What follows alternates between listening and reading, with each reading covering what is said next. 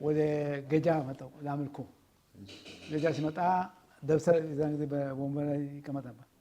መዝሙሩ ያወጣ ፕሮግራም መሪው ተነሳና ዛሬ የምንዘምረው መዝሙር ይሄ መዝሙር ነው አለ። አሁን የተመረው ይሄ መዝሙር ነው አለ።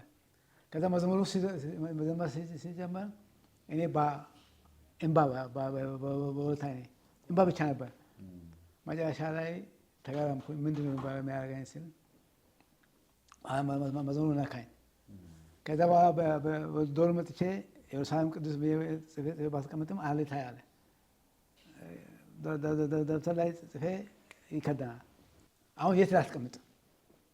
ማስቀመጫ ቦታ አጣሁ። ግሬዳ ጎኔ ላይ ጻፍኩ አሌታ ያለ። መጨረሻ ላይ እግዚአብሔር እንግዲህ ልጅ ከሰጠኝ ልጅ ሰመሳይ ማለዋልኩና መጨረሻ ላይ ሴት እንደሆነች ነግሮኛል። ስለዚህ እሷ ኢየሩሳሌም ናት። ከዛ ቀጣ ደግሞ የምትመጣው ቅድስት ናት።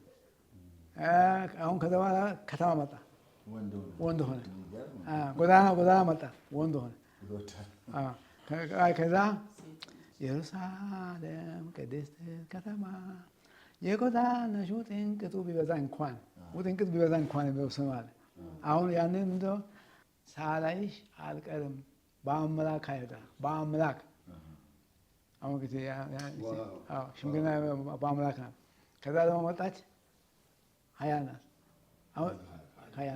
አሁን እኔ ቤት ሁሉ ሲኖሩ እንደዚህ እንግዳ ሲመጡ ልጆች ራሳቸውን አስታውቁላሉ። እሱ ይዘምሩና እሷ ኢየሩሳሌም ራሱን ታዲያ እሱን ተማሪ ነው። በዛ ነው የምታወቁ። ስለዚህ የኔ ቤት ልጆች ሲጠየቅ የኔ ጓደኞች መዝሙሮች እንዴት ናቸው እንጂ ስም አይጠይቁም።